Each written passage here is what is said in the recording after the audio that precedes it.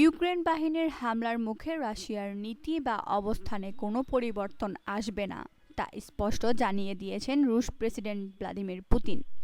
সম্প্রতি ইউক্রেন রাশিয়ার বিভিন্ন জ্বালানি অবকাঠামো লক্ষ্য করে হামলা জোরদার করার পর এই প্রতিক্রিয়া জানান তিনি।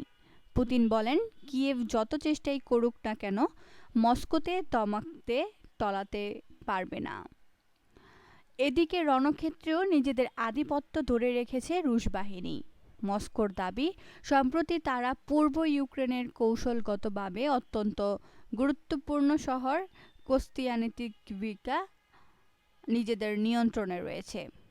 মধ্যপ্রাচ্যের উত্তেজনার কারণে ইউক্রেন যুদ্ধ কিছুটা আড়ালে গেলেও মাঠ পর্যায়ে দুই পক্ষের এই সংঘাত এখন আরও মারাত্মক রূপ নিচ্ছে। ক্রেমলিন থেকে মন্ত্রিসভার বৈঠকে ভার্চুয়ালি যোগ দিয়ে পুতিন বলেন, শত্রুরা জ্বালানি খাতে হামলা চালিয়ে আমাদের অর্থনীতিকে ধ্বংস করতে চাইছে। তারা ভাবছে এতে রাশিয়া অস্থির হয়ে পড়বে, কিন্তু বাস্তবতা হলো রাশিয়ার জ্বালানি ব্যবস্থা বিশ্বের সবচেয়ে সহনশীল ব্যবস্থা।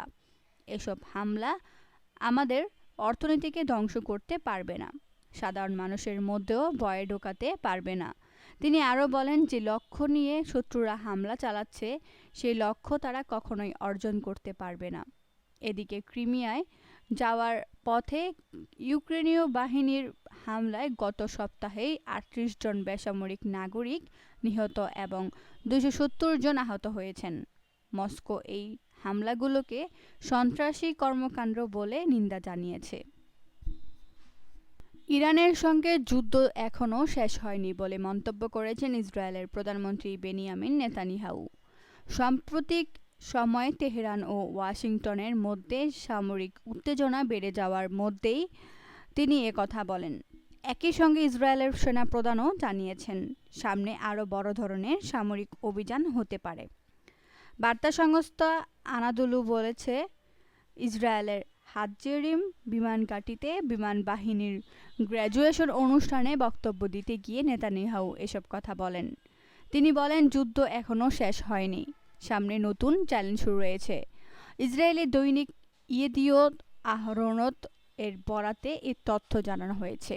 নেতানিয়াহু বলেন, আকাশে আধিপত্য বজায় রাখা ইসরায়েলের জাতীয় নিরাপত্তা নীতির অন্যতম ভিত্তি। অস্থির মধ্যপ্রাচ্যে স্থিতিশীলতা ধরে রাখতে এটি অত্যন্ত গুরুত্বপূর্ণ। এদিকে ইসরায়েলের সেনাপ্রধান ইয়াল জামিরও বলেন, ইরানের বিরুদ্ধে সামরিক অভিযান এখনও শেষ হয়নি। সংক্ষিপ্ত বক্তব্যে তিনি বলেন, নতুন পরিকল্পনা প্রস্তুত রয়েছে, সামনে আরও বড় ধরনের সামরিক অভিযান হতে পারে, প্রস্তুত থাকুন। ইসরায়েলের প্রতিরক্ষা মন্ত্রী ইসরায়েল কাটজও বলেন, প্রয়োজন হলে ইরানের ওপর আবারও হামলা চালাতে তাদের সেনাবাহিনী প্রস্তুত। তিনি বলেন, সেনাবাহিনী প্রস্তুত রয়েছে, আকাশে আবারও আধিপত্য প্রতিষ্ঠা এবং প্রয়োজন হলে দ্বিতীয় বা তৃতীয়বারও ইরানে হামলা চালিয়ে হুমকি দূর করতে আমরা প্রস্তুত। মার্কিন প্রেসিডেন্ট ডোনাল্ড ট্রাম্পকে ইরান হত্যা করতে পারে, এমন দাবি করেছেন স্বয়ং প্রেসিডেন্ট ট্রাম্প।